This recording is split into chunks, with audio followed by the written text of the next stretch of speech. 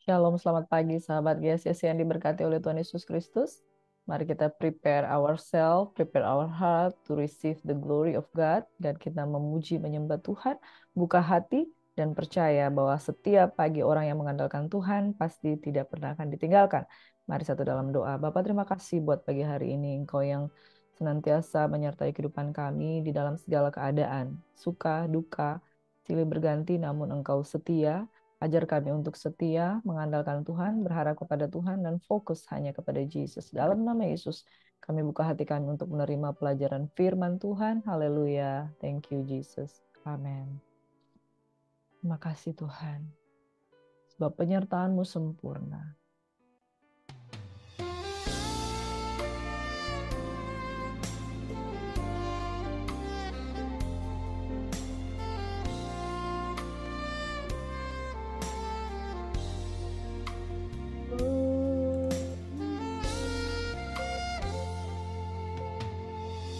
Jalanmu Amin. tak terselami oleh setiap hati kami, namun satu hal ku percaya, ada rencana yang indah.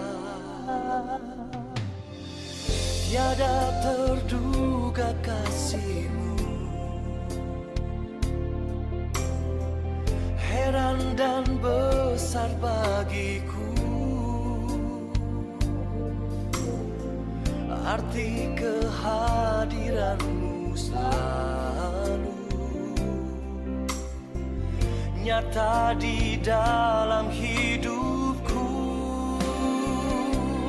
Penyertaan-Mu sempurna, rancangan-Mu penuh damai, aman dan sejahtera.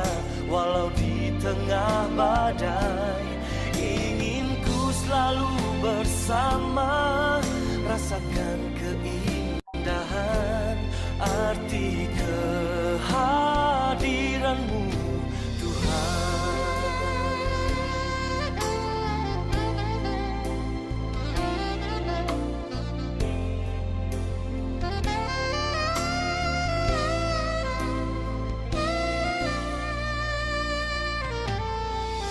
Jalan-Mu tak terselami oleh setiap hati kami, namun satu hal ku percaya, ada rencana yang indah. Tiada terduga kasih-Mu, heran dan besar bagiku, arti kehadiran-Mu selalu nyata di dalam hidupku. Penyertaan-Mu sempurna, rancangan-Mu penuh damai, aman dan sejahtera. Walau di tengah badai, ingin ku selalu bersama, rasakan keindahan arti kehadiran-Mu,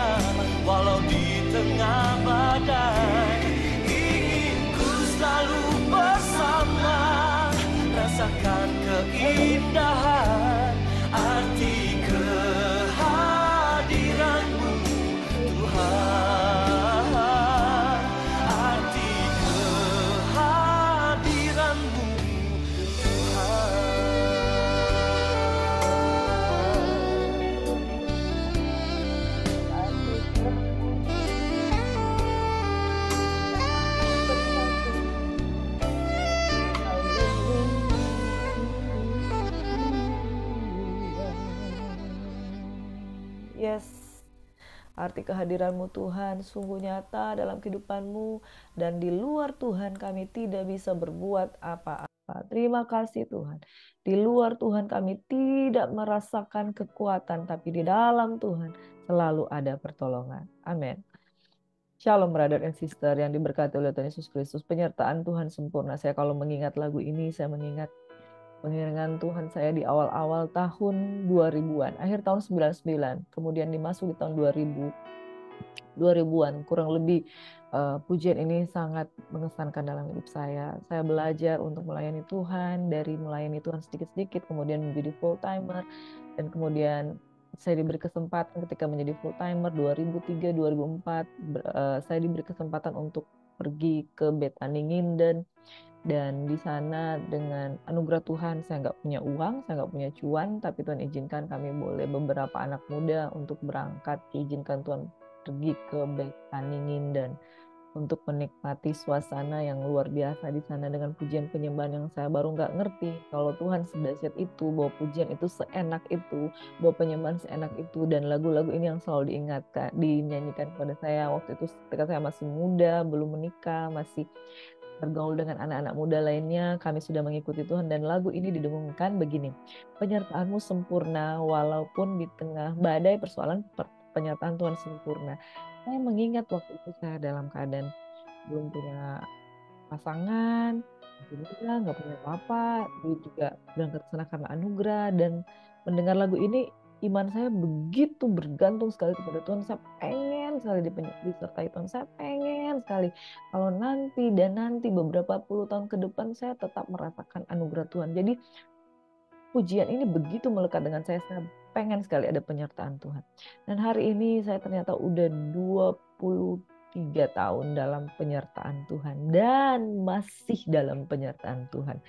Sungguh saudara, kalau kita benar-benar ya bertobat, tinggalkan semua yang kita dosa-dosa kita, tinggalkan, kemudian hidup baru, dan percaya kepada tangan Tuhan yang pegang kita, kita pasti nggak akan dibiarkan. Saya membuktikan dalam diri saya, lagu yang saya nyanyikan 20-an tahun lalu, hingga lagu yang saya nyanyikan pada hari ini masih membuktikan semua kemenangan yang sama, bahwa saya disertai Tuhan.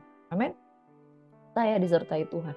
Nah, saudara yang diberkati oleh Kristus, kadangkala kita ragu dengan penyertaan Tuhan atau mulai merasakan tidak disertai Tuhan. Jangan kita buru-buru kecewa. Tapi mungkin ada alasannya kenapa kita merasa nggak disertai oleh Tuhan. Mungkin penyertaan Tuhan itu kita nggak rasakan karena sesuatu, ya. Kalau kita belum bertobat, kalau kita belum menerima kelahiran baru, menerima Roh Kudus, kita nggak akan merasakan apa-apa. Beda saudara kalau kita sudah lahir baru. Ini saya harus ulang-ulang karena lahir baru itu penting. Kunci di mana kita menemukan roh Tuhan, dan roh Tuhan itu ada dalam diri kita, menyertai kita dalam segala keadaan. Nah, yang kedua, kalau kita merasa nggak disertai, mungkin kita ada di jalan yang Tuhan sendiri nggak berkenan. Itu kita perlu balik. Nah, itulah yang kita mulai masuk yang namanya padang gurun. Padang gurun ini, saudara, anehnya seringkali dialami orang percaya. Pertama, karena kita nggak serius dengan Tuhan. Yang kedua, padang gurun ini juga terjadi karena Tuhan izinkan untuk dalam Ulangan 8 untuk menguji apa yang ada di dalam diri kita. Nah, ini penting saudara. Kalau padang gurun ini berupa ujian, kita harus menang. Dan yang ketiga, padang gurun itu kita rasakan ketika kita merasa doa-doa kita nggak dijawab. Nah, ini ketika anak-anak Tuhan sudah lahir baru, sudah menerima Roh Kudus, merasa doa-doanya nggak dijawab oleh Tuhan, dia mulai merasakan padang gurun yang sebenarnya itu sesuatu yang menguji dirinya sendiri. Sekali lagi, padang gurun itu yang pertama karena kita belum lahir baru, kita rasa kering. Yang kedua, karena kita menjauh dari Tuhan, kemudian kita diizinkan masuk di dalam padang gurun. Yang ketiga, karena kita merasa diuji oleh Tuhan, dan kita diuji oleh Tuhan, Tuhan izinkan itu padang gurun untuk menguji kita. Dan yang keempat, kita merasa memiliki ada pokok-pokok doa itu kita yang belum kita dijawab oleh Tuhan, dan kita merasa kering, merasa Tuhan jauh, merasa Tuhan gak dekat dengan kita. Jadi 4 hal ini saudara. Sekali lagi, belum lahir baru, kemudian yang kedua kita menjauh daripada Tuhan setelah kita lahir baru, kita rasa padang gurun. Yang ketiga itu merupakan ujian yang Tuhan izinkan. Yang keempat karena merasa kita doa-doa kita nggak dijawab oleh Tuhan, kita merasa kekeringan. Nah saudara, jangan sampai kita merasakan padang gurun ini dan kita nggak ngerti bahwa sebenarnya penyertaan Tuhan tuh selalu ada. Cuman kita yang seringkali tidak menyadarinya.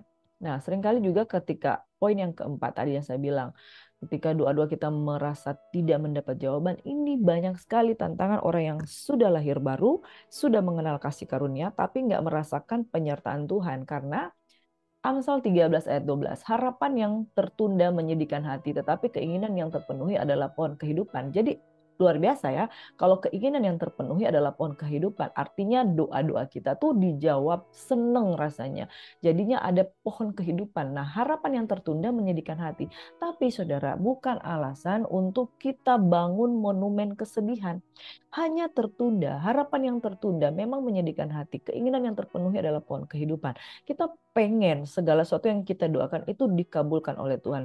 Nah, yang penting di sini adalah jangan pernah berhenti berharap karena mungkin saja Tuhan menunda atau memang Tuhan mungkin saja menjawab no. Yakobus 4 ayat 3 begini.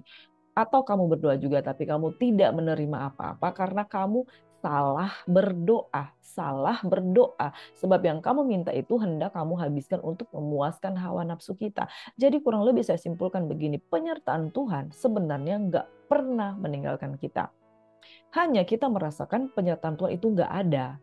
Ketika hati kita salah, kita punya harapan, belum dijawab, kita kecewa.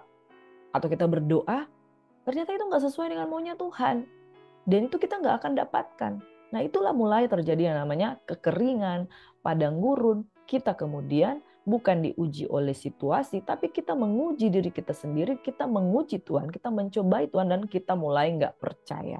Saudara, apapun keadaan kita, penyertaan itu sempurna. Hanya kita perlu dewasa dalam bersikap. Seperti pelajaran Israel di padang gurun, kita tuh perlu belajar banyak supaya kita mengalami kemenangan di padang gurun. Amin.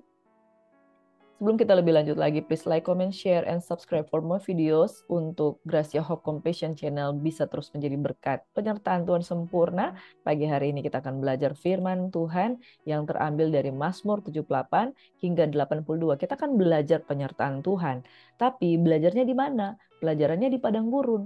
Kenapa? Karena kita harus tahu bahwa padang gurun setiap orang pasti pernah dan akan mengalaminya.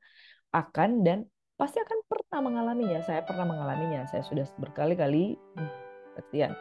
Mazmur 78 hingga 82 ada mazmur yang diucapkan oleh Bani Asaf. Kayaknya kita beberapa hari ini banyak belajar tentang Bani Asaf ya, saudara. Bani Asaf ini suatu mazmur yang luar biasa karena dia ada di period di mana bangsa Israel mengalami tekanan-tekanan dari bangsa-bangsa lain, tetapi dia memilih untuk tetap setia dengan Tuhan. Ingat ya, Mazmur 73 kemarin, bagaimana dia bergumul dengan doa dan memutuskan untuk tetap percaya karena dia orang yang tetap bangun mezbah.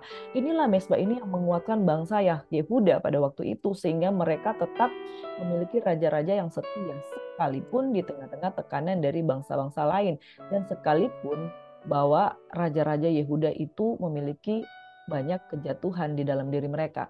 Mazmur dari Bani Asaf banyak mengungkapkan tentang pergumulan bangsa Yehuda dalam tekanan oleh karena beratnya serangan-serangan musuh, karena mereka sedang menuju kepada pembuangan di Babel. Masa-masa mereka di mana sedang menuju pada pembuangan di Babel. Di Mazmur 78, dia mengungkapkan kembali, ingatlah tentang padang gurun, ingatlah pelajaran dari sejarah. Kok nggak mau belajar dari sejarah? Ini penting saudara. Kita belajar penyertaan Tuhan, belajar tentang padang gurun, bukan dari diri kita sendiri. Kita perlu belajar dari sejarah. Ingat, pengalaman adalah guru yang paling baik. Pengalaman dari diri sendiri memberikan kita betul-betul pelajaran. Tapi belajar dari pengalaman orang lain itu memberikan kita hikmat. Kita belajar dari Bani Asaf, dia bilang begini, belajar dong dari sejarah. Kita ini mau pulih, bukan? Pemazmur ini baru berkata, ingat di bagaimana sejarah bangsa Israel yang dulu karena mereka memberontak, mereka itu masuk dalam padang gurun. Nyanyian pengajaran Asaf berkata, pasanglah telinga untuk pengajaranku, hai bangsaku. Dia mengajar bangsa Israel ini, bangsa Yehuda. Sendengkanlah telingamu kepada ucapan mulutku. ingat akan sejarah. Aku mau membuka mulut mengatakan Amsal. Aku mau mengucapkan teka-teki dari zaman purbakala. Nah, nasihatnya seperti ini. Jangan seperti nenek moyang mereka. Itu angkatan pendurhaka, angkatan pemberontak, angkatan yang tidak tetap hatinya, tidak setia jiwanya kepada Allah. Wah, ini parah, parah, parah, parah, saudara. Pendurhaka, pemberontak, tidak tetap hatinya, tidak setia jiwanya. Nah, belajar dong dari mereka. Mereka nggak setia. Masa kamu juga mau nggak setia? Udah beratus-ratus tahun, udah berpuluh-puluh tahun, di hadapan nenek moyang mereka dilakukannya keajaiban-keajaiban di tanah Mesir di padang Soan. Tapi apa yang mereka lakukan? Berapa kali mereka memberontak terhadap dia di padang gurun dan menyusahkan hatinya di padang belantara. Saudara, sebelum kita mengeluh karena padang gurun, coba cek and recheck. Gimana sih sebenarnya kamu? Ya, berulang kali mereka mencobai Allah, menyakiti hati yang kudus dari Israel. Mereka tidak ingat pada kekuasaannya pada hari ia membebaskan mereka daripada lawan. Wah, saudara, Mazmur demi Mazmur ini selalu diungkapkan oleh Asaf untuk mempertahankan mezbah, untuk menegur dan untuk mengingatkan bangsa Israel, bangsa Yehuda supaya come back to God. Doa umat yang terancam, Mazmur Asaf, ya Allah, bangsa-bangsa lain telah masuk ke dalam tanah milikmu. Nah, di sini bagaimana bangsa-bangsa lain itu sudah mulai masuk nih dari sebuah perlindungan, dari sebuah bangsa yang kokoh. Ini musuh-musuh mulai masuk. Menajiskan bait kudus, membuat Yerusalem menjadi timbunan puing. Tolonglah kami ya Allah, penyelamat kami demi kemuliaan namamu. Lepaskanlah kami dan ampunilah dosa kami oleh karena namamu. Mengapa bangsa-bangsa lain boleh berkata, di mana Allah mereka? Biarlah di hadapan kami bangsa-bangsa lain mengetahui pembalasan atas darah yang tertumpah dari hamba-hambamu. Jadi saudara, Mazmur Asaf ini selain mengingatkan tentang sejarah, dia mengingatkan bahwa jangan sampai kita ditertawakan oleh bangsa lain. Jadi upaya demi upaya untuk memperingati bangsa Israel, bangsa Yehuda, tapi tetap aja noda bangsa itu terjadi. Mazmur 80, mereka terus berdoa. Asaf terus berdoa untuk keselamatan Israel, untuk pemimpin biduan menurut lagu Bunga Bakung, kesaksian Asaf. Hai Gembala Israel, pasanglah telinga, engkau yang menggiring Yusuf sebagai kawanan domba. Ya, engkau yang duduk di atas para kerub, tampillah bersinar. Haleluya, saudaraku. Ini kemudian dia berkata, di depan Efraim dan Benyamin dan Manasye, bangkitkanlah keperkasaanmu dan datanglah untuk menyelamatkan kami. Kiranya tanganmu melindungi orang yang di sebelah kananmu, anak manusia yang telah kau teguhkan bagi dirimu itu. Maka kami tidak akan menyimpang daripadamu, biarkanlah kami hidup. Maka kami akan menyerukan namamu, ya Tuhan Allah semesta alam. Pulihkanlah kami, buatlah wajahmu bersinar, maka kami akan selamat. Seruan-seruan doa Asaf itu selalu untuk meminta keselamatan, mengingatkan bangsa Israel untuk come on, jangan melupakan kebaikan Tuhan. Dia katakan jangan tinggalkan iman kepercayaanmu karena Tuhan itu setia loh. Selama ini dia lindungi. Ayo, come on, minta keselamatan dari Tuhan. Mazmur 81 dikatakan begini, nyanyian pada waktu pembaharuan perjanjian. Mazmur Asaf, Allah berdiri dalam sidang ilahi di antara para Allah, ia menghakimi. Berapa lama lagi kamu menghakimi dengan lalim dan memihak kepada orang fasik? Berilah kepada keadilan orang yang lemah dan kepada anak yatim. Belalah hak orang sengsara dan orang yang kekurangan. Mazmur 82, sekali lagi Allah dalam sidang ilahi. Mazmur Asaf, Allah berdiri dalam sidang ilahi di antara para Allah, ia menghakimi. Berapa lama lagi kamu menghakimi dengan lalim dan memihak kepada orang fasik? Bangun ya Allah, hakimilah bumi sebab engkaulah yang memiliki segala bangsa. Seruan-seruan Asaf merupakan mazmur ratapan dan juga mazmur permohonan dan juga mazmur untuk mengklaim janji Tuhan dan mengingatkan Tuhan dengan janji-janji. Tuhan mengingatnya, yes Tuhan menjawab doa, yes Tuhan merindukan yang terbaik bagi Yehuda, yes Tuhan menginginkan pemulihan bagi Yehuda. Tapi dosa is dosa, keadilan dan kasih Tuhan itu menghendaki bahwa bangsa ini itu secara umum itu kenal dia dan harus menanggung akibat dari perbuatan mereka. Pada akhirnya mereka tetap masuk di dalam pemberontakan. Namun pelajaran dari kitab sejarah membuktikan bahwa doa orang benar bila dengan yakin didoakan sangat besar kuasanya. Selama raja-raja yang benar itu hidup, tetap disertai Tuhan, walaupun ujungnya mereka masuk di dalam pembuangan di Babel. Bahkan Yoyakin sendiri, mereka diperlakukan dengan baik. Itu raja terakhir dari Yehuda. Bahkan Raja Hizkia, sekalipun Asyur menyerang, sekalipun dia dia memperlihatkan peralatan-peralatan perabot-perabot emas yang ada di dalam istananya, dan Babel dikatakan akan menyerang dia, tetap dia di dalam perlindungan. Hanya pelajaran itu tetap harus ada. Pelajaran tentang pelanggaran itu tetap harus ada. Makanya saudara, kalau kita melakukan pelanggaran, tetap Tuhan akan tekuti, Tuhan akan sentil kita, kemudian dari situ kita akan belajar. Makanya penting belajar dari pengalaman orang lain, yaitu pengalaman dari firman Tuhan. Kita belajar dari padang gurun. Padang gurun Tuhan tetap menyertai, tapi kita harus belajar. Pertama, pelajaran di padang gurun. Kita harus tahu bahwa di Keluaran 13 ayat 17 hingga 18 berkata begini.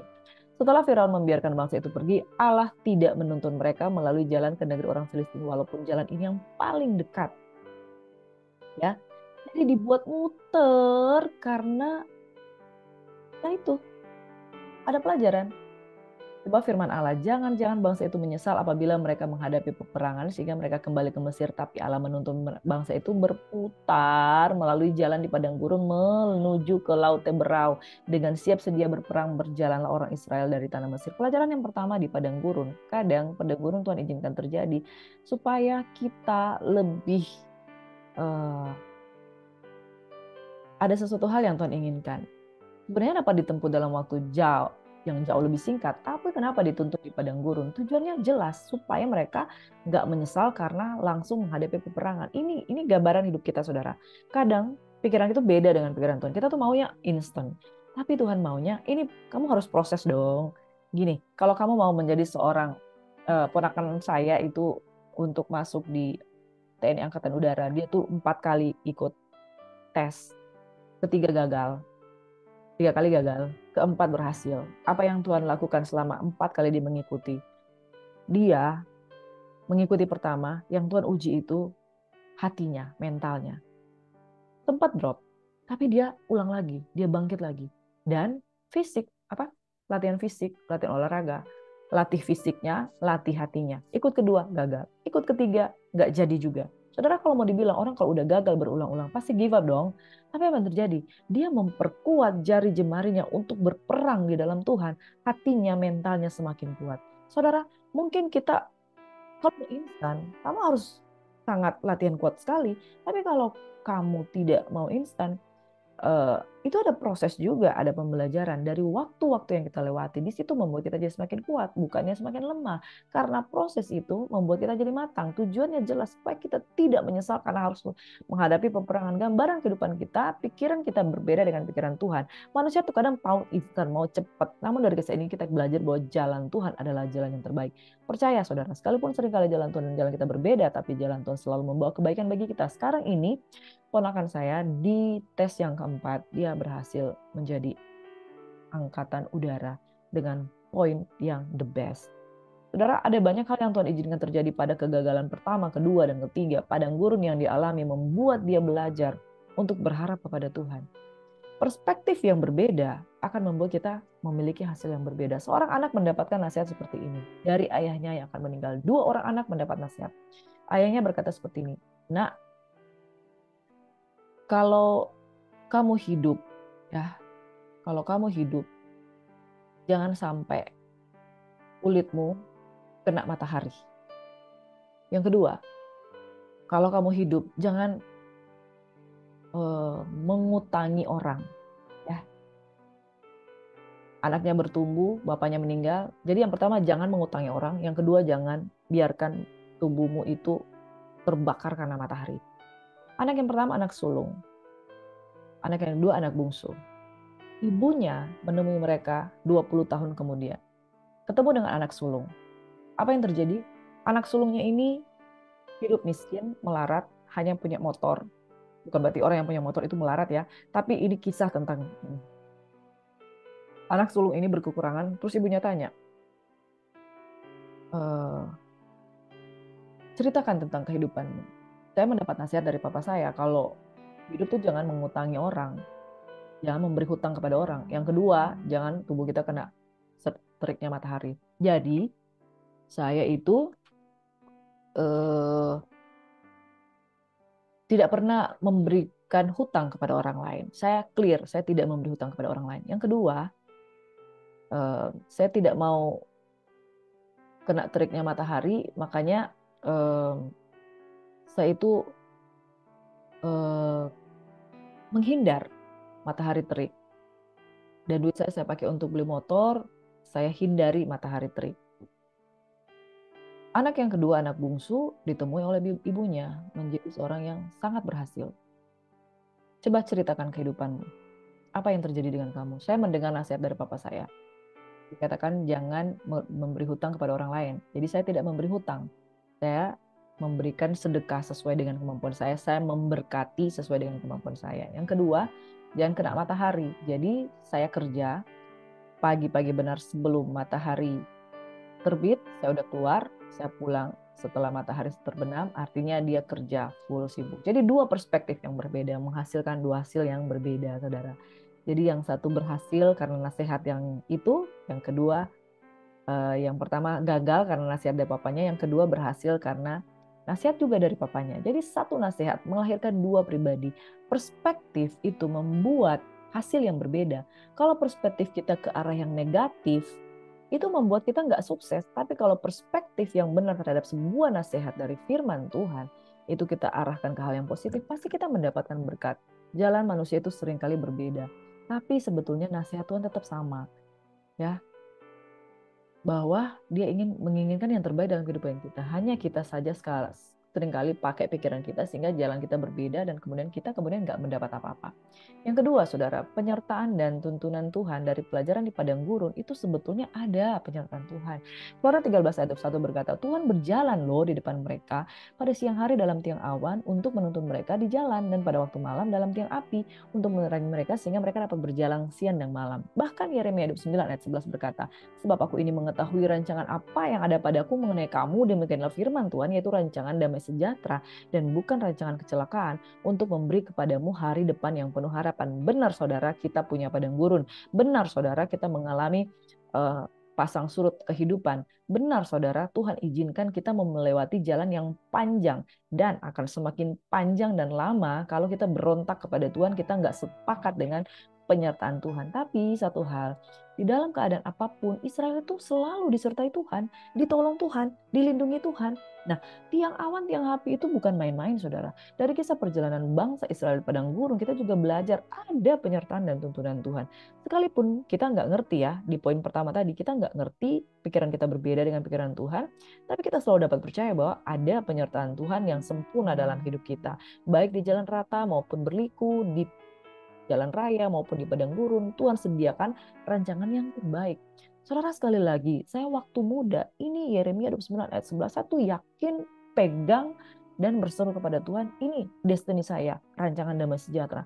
Bagian kita tuh dalam mempercayai kok, saudara. Mempercayai penyertaan Tuhan itu benar-benar ada.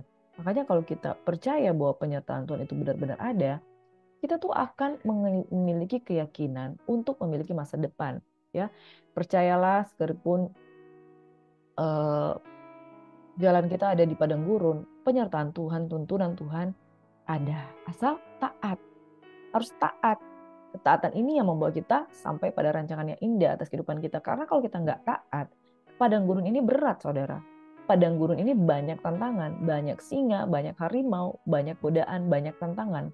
Nah, di tengah tantangan ini kita pegang rancangan Tuhan dan penyertaan Tuhan, pasti kita akan mengalami jalan keluar dan solusi dari Tuhan. Yang ketiga, pelajaran dari padang gurun ini. Nah, kalau kita fokus di padang gurunnya, kita akan merasa kering dan kering nggak punya apa-apa. Tapi kalau kita fokus kepada Tuhan yang ada di balik padang gurun itu, kita dapat melihat kesetiaan Tuhan kok di balik padang gurun itu. Keluaran 13 ayat 22 berkata, dengan tidak beralih, wow. Dengan tidak beralih, tiang awan itu tetap ada siang hari, tiang api pada malam hari di depan bangsa itu. Saudara, perspektif yang berbeda membuat hasil yang berbeda. Makanya kita perlu berdamai dengan diri kita sendiri. Kamu mengatakan begini, Priscilla, kamu tuh harus percaya. Kamu harus percaya dan percaya. Kesetiaan Tuhan tuh ada walaupun ada di padang gurun. Kita perlu belajar bahwa sebenarnya di padang gurun itu pun kesetiaan Tuhan itu jalan, saudara. Yang awan, tiang api itu lambang kehadiran Tuhan. Alkitab mencatat itu tetap ada dan tidak pernah beralih dari bangsa Israel. Hal ini menunjukkan Tuhan tuh setia. Sekalipun Israel tegar tengkuk, kerap tidak setia, sama kan dengan kita. Sama dengan kita. Kita bahkan merasakan kadang-kadang kenapa Tuhan nggak ada. Nah ini, mulai nggak percaya. Manusia seringkali berlaku tidak setia, namun dia setia. Kesetiaan Tuhan akan membuat kita kuat. Di saat kita lemah, hampir menyerah, ingatlah selalu akan kesetiaan Tuhan yang tidak akan pernah berhenti bagi hidup kita. Amin, saudara. Bayangkan, saudara, engkau ada di padang gurun yang tandus, nggak punya air, tapi engkau tahu ada satu sosok yang menyertai engkau senantiasa. Oh, pegang dong. Dan kesetiaan itu berbicara, dia nggak akan meninggalkan. Amin. Tuhan berjanji, dia sekali-kali tidak akan membiarkan, dia sekali-kali tidak akan meninggalkan. Penyertaan Tuhan sempurna. Mari kita satu dalam doa. Bapak, terima kasih sekalipun Tuhan izinkan adanya padang gurun dalam kehidupan kita. Mungkin itu karena kesalahan kita sendiri, mungkin karena kita salah berdoa, mungkin padang gurun itu sebagai ujian supaya membuat kita matang dan lebih mengenal Tuhan. Dan jangan biarkan kami berlama-lama di padang gurun, tetapi biarlah kami mengerti, paham, dan dapat berjalan bersama dengan Tuhan, tiang awan, tiang api yang luar biasa, sehingga kami dapat mengalami kemenangan demi kemenangan. Ingatlah pada zaman purbakala bahwa bangsa Israel telah mengalami padang gurun, dan tiang awan dan tiang api itu tidak pernah meninggalkan mereka. Kesetiaan Tuhan tidak pernah meninggalkan mereka, karena tangan Tuhan yang penuh kuasa selalu memegang. Dan sebuah pelajaran yang penting, jangan pernah menyembah Allah yang lain selain daripada Tuhan. Bapak, kami berdoa pada pagi hari ini, kekasih-kekasih Tuhan dikuatkan. Yang belum mendapatkan jawaban doa dikuatkan, dihiburkan. Yang sedang mengalami ujian untuk naik level, naik kelas dikuatkan. Yang belum percaya lahir baru menerima Yesus dihiburkan dan dapat percaya kepada Tuhan. Yang masih melakukan dosa jatuh bangun sehingga padang gurun yang dibuatnya sendiri membuatnya dia semakin lama di tekanan, semakin lama di pencobaan, semakin lama di padang gurun, biarlah bertobat dengan sungguh-sungguh. Bapak, kami berdoa mengangkat tangan bagi umat Tuhan, kekasih-kekasih Tuhan, kuatkan diri mereka, biarlah mereka menemukan Tuhan, percaya kepada Tuhan sungguh-sungguh dan mengalami penyertaan Tuhan. Bapak, terima kasih Tuhan pemulihan yang sudah Engkau berikan bagi Tante kami Inang Uda Risma, sungguh suatu mujizat yang luar biasa. Oleh karena doa orang benar bila dengan yakin didoakan sangat besar kuasanya. Buat segala opung kami, segala saudara-saudara kami, semua Tuhan, Bapak Ibu kami, Bapak Hadrianus, Mama Eske, semuanya Tuhan berkati, melindungi, melingkupi, dan mereka keluar dari padang gurun sakit penyakit dalam pertolongan Tuhan. Kami terima berkat Tuhan. Kasih karunia dalam nama Yesus menyertai kita sekalian. Lebih kuat, dan percaya pada penyertaan dan kesetiaan Tuhan. Yang percaya diberkati Tuhan dalam tuntunan Tuhan sekalipun di padang gurun, sama-sama katakan haleluya, amin. Shalom, Tuhan Yesus memberkati, brother and sister, God bless you.